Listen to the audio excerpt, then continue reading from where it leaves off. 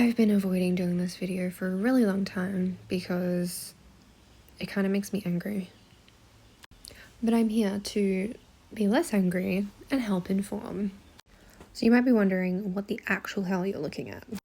What you're looking at over here is house prices have increased over time in most OECD countries.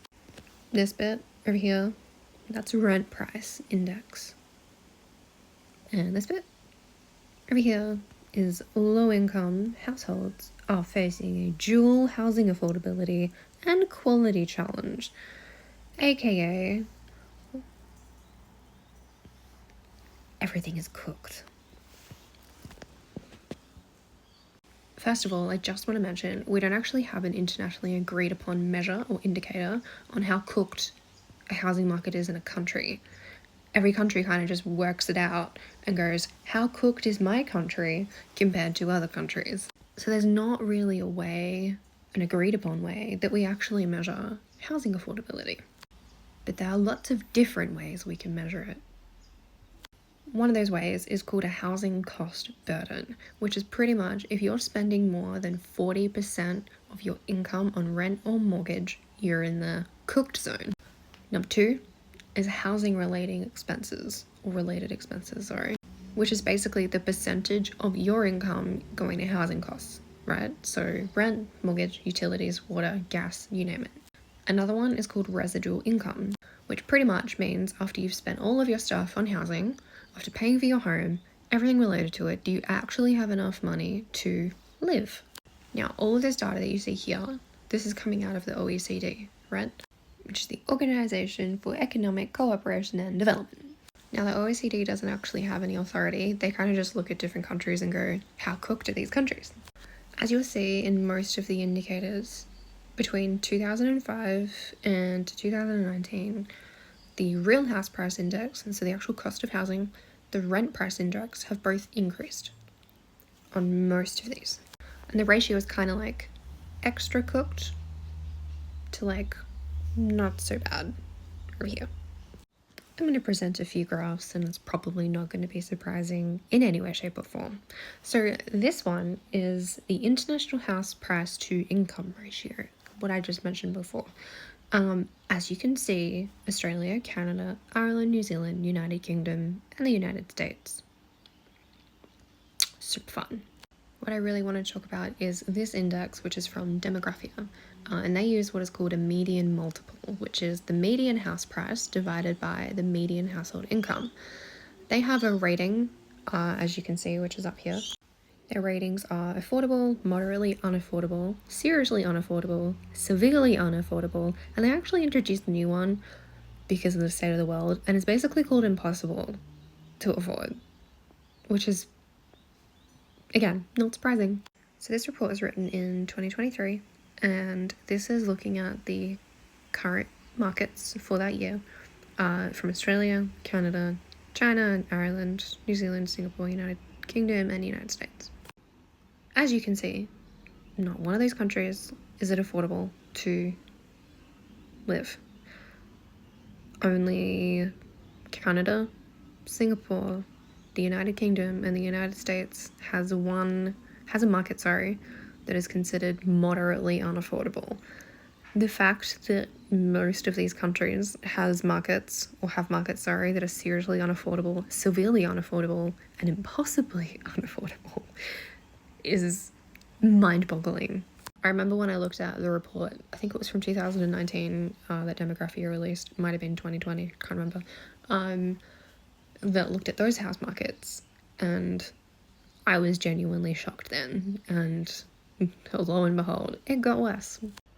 To the surprise of absolutely no one, Sydney has the least affordable market, which is a median multiple of 13.8, making it the second least affordable market internationally, which is about ranking 93rd in affordability out of 94 markets. Melbourne's still kicking at impossibly unaffordable median multiple of 9.8, which is 88th in a list of 94 markets. I like that they call it far less renowned, but Adelaide is also impossibly unaffordable, and it has a median multiple of 9.7. As you can kind of see in this graph and this graph here, it kind of peaked in 2021 over there, and it decreased in 2023. The other list I want to show you, which is basically the same list, but it's out of the 94 countries. Australia's coming in at second most shit. It's also the 88th most shit and the 86th most shit. And also, to the surprise of no one, you've got LA, Vancouver, Hong Kong, San Diego, Toronto, also renowned for being really unaffordable. This list is how unaffordable is the city that you live in. Yeah. Pretty much for decades, home prices and incomes rose at about the same price. Buying a house was kind of tough, but it wasn't impossible. But you might be wondering, what in the world is going on? The biggest culprit, in my opinion, and also what research says, is land use policies, which is basically the restrictions on land supply, making land more expensive. You've also got planning restrictions, or planning regulations, which is basically just layers of red tape and bureaucracy to basically slow down construction and drive up costs. You've got sustainable building rules, which are good, don't get me wrong, but they do add additional expenses for developers. You also then, in a couple of years ago, would have had low interest rates, which then made borrowing more cheaper, encouraged more people to buy, then suddenly demand skyrocketed, right? Australia's housing market has been severely unaffordable for a really long time. Also, during COVID, people basically wanted to move out of the cities. They wanted to move out in the suburbs, have some more space, have some more land. So you had more people looking for more houses, which we didn't have. And so therefore, demand outstrips supply and house prices go up. And again, going back into policy and remembering the fish and chip shop scenario. Instead of looking at and wondering why in the world this is occurring, governments will often just throw money at new developments. Instead of fixing land supply issues, they'll probably just tighten up lending rules.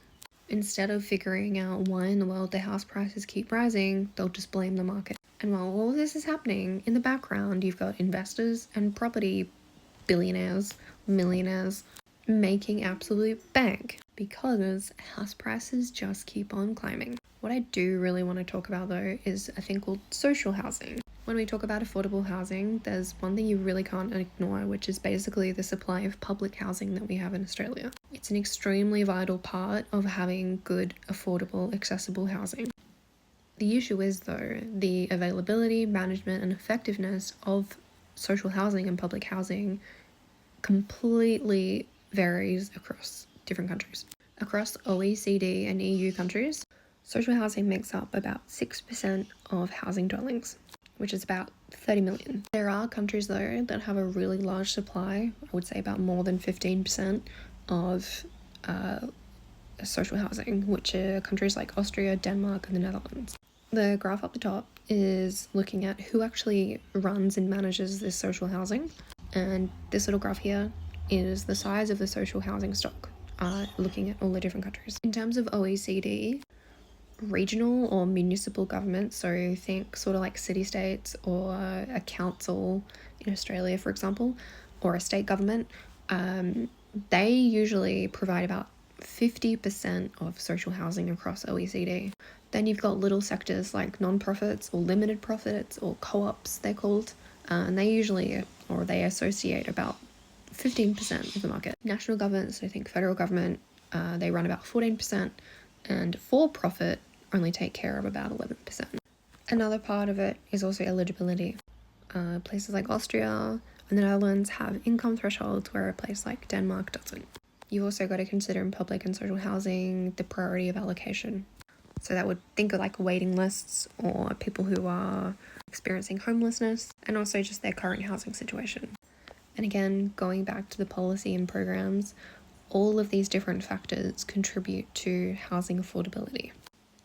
I've got a whole opinion on the subsidies that first home buyers get, because to be honest, they actually make housing affordability worse. Probably one of the better models in terms of that space is called a shared equity model, which is where the government owns a small percentage of your home. But that's like a whole other video.